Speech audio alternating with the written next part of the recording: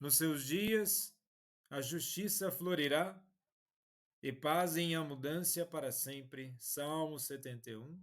Um bom dia. Em nome do Pai, do Filho e do Espírito Santo. Amém. Recorramos sempre à poderosa intercessão de Maria Santíssima, nossa Mãe, e de São José, o Justo. E ao projetar para o futuro a pessoa do Messias, Deus afirma que um descendente de Davi fará valer a justiça e o direito sobre a terra. Entretanto, para realizar seus planos, o Senhor conta com a colaboração humana, como aconteceu em relação a José e Maria. Procuremos ser generosos cooperadores das obras divinas nessa caminhada do advento.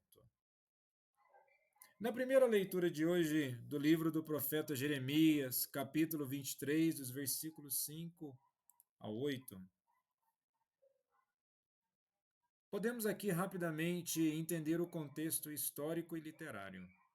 Jeremias, profeta do reino de Judá, viveu em um período de grande crise política e espiritual. E se olharmos para todos os profetas, dos 12 profetas, nós temos que eles surgem em momentos de crise. E a crise é uma oportunidade para ajustar, arrumar, renovar aquilo que precisa ser ajustado. E o capítulo 23 é parte de uma profecia contra os líderes corruptos de Israel, como reis e sacerdotes que não cumpriram seu papel de cuidar do povo. E podemos nos perguntar: nós estamos cumprindo com o nosso papel enquanto cristão? Nós estamos cumprindo o nosso papel na busca de sermos melhor? Ou simplesmente vivendo a vida um dia após o outro, empurrando as coisas de qualquer jeito? Muitas das vezes podemos cair numa armadilha, principalmente psicológica, de desânimo, achando que as coisas são do jeito que são, com medo de colocarmos certas medidas para mudarmos. E na leitura de hoje, dos versículos 5 ao 8, o tom muda para uma mensagem de esperança. Afinal de contas, nós estamos nessa caminhada do advento de esperança. E a esperança não decepciona, conforme São Paulo fala na carta aos Romanos, capítulo 5, versículo 5. E temos aqui exatamente a esperança do anúncio e a vinda de um rei messiânico justo. Agora, o contexto da primeira leitura, o que nós temos que perceber? O reino está dividido. Após Salomão, Israel foi dividido em dois reinos, Judá no sul, Israel no norte. E Jeremias profetiza para Judá, mas com impacto para ambas as partes. Uma crise política, os últimos reis de Judá foram injustos, promovendo idolatria e alianças desastrosas com nações estrangeiras. E o exílio, Jeremias antecipa o cativeiro na Babilônia, mas também a restauração futura. Ou seja, aponta para uma necessidade humana de conversão, de reatificação, de melhoria, de recuperação do senso moral e do senso ético. E toda essa noção de advertência deve levar a uma esperança de que no final de tudo Deus aponta para o caminho de salvação e restauração. Novamente, cabe a nós entendermos o nosso papel de cooperadores das obras divinas.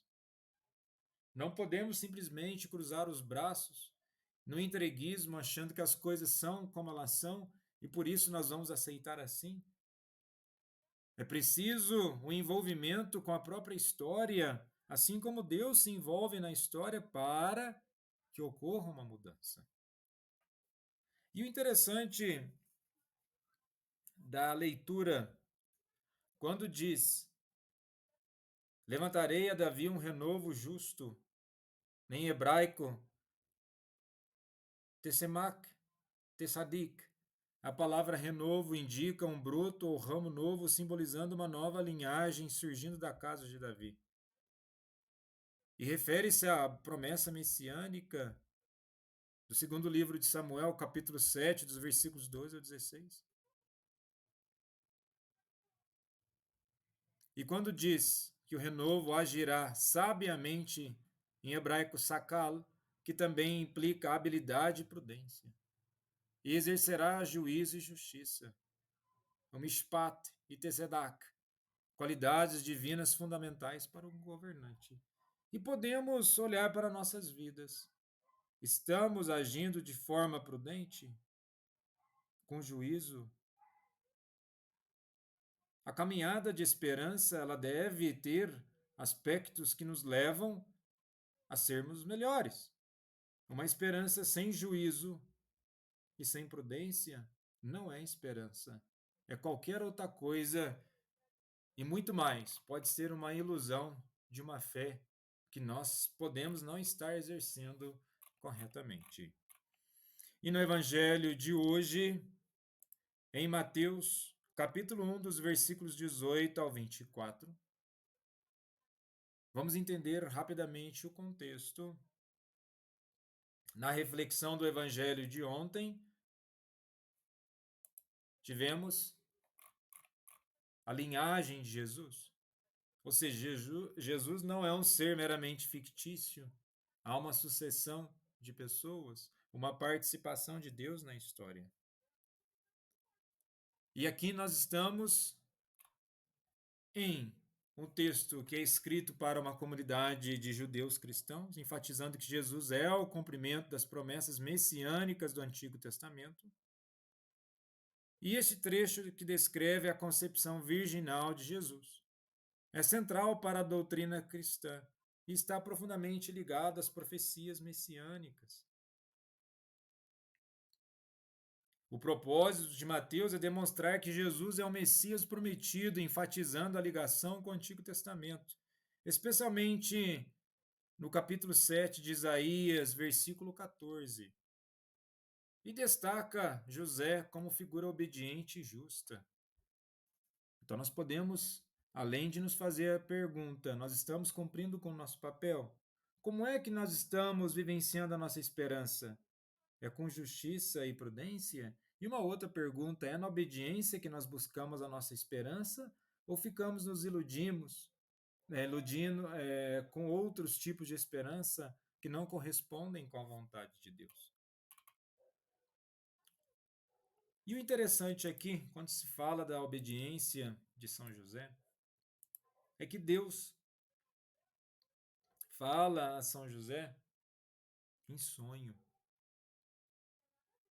É dito: José, filho de Davi, não tenhas medo de receber Maria como tua esposa, porque ela concebeu pela ação do Espírito Santo. Em sonho, nos relatos bíblicos, frequentemente serve como meio de revelação divina. Nós temos isso em Gênesis 37, no primeiro livro de Reis, capítulo 3, versículo 5. E quando diz José, filho de Davi, é uma designação, destaca a linhagem davídica de José, essencial para estabelecer Jesus como herdeiro legítimo das promessas messiânicas. E o cumprimento da profecia de Isaías nos versículos 22 e 23. Mateus cita a tradição grega do Antigo Testamento, onde a palavra virgem, partenos, em grego, é traduzida para traduzir o hebraico alma, jovem mulher. E na interpretação cristã, o texto aponta para a concepção virginal de Jesus. É o Emanuel, o Deus conosco. Então vejamos, há todo um engajamento humano com a realidade, com a história, para que então, de fato, o Deus conosco esteja no plano terrestre. Aquilo que era celestial está presente e no meio de nós. E nas figuras e pessoas de Maria e José, podemos novamente nos questionar: estamos cumprindo com o nosso papel nessa caminhada de esperança? Ou simplesmente seguindo uma ilusão daquilo que seria Jesus ou a nossa fé? Jesus, manso e humilde de coração, fazei o nosso coração semelhante ao vosso.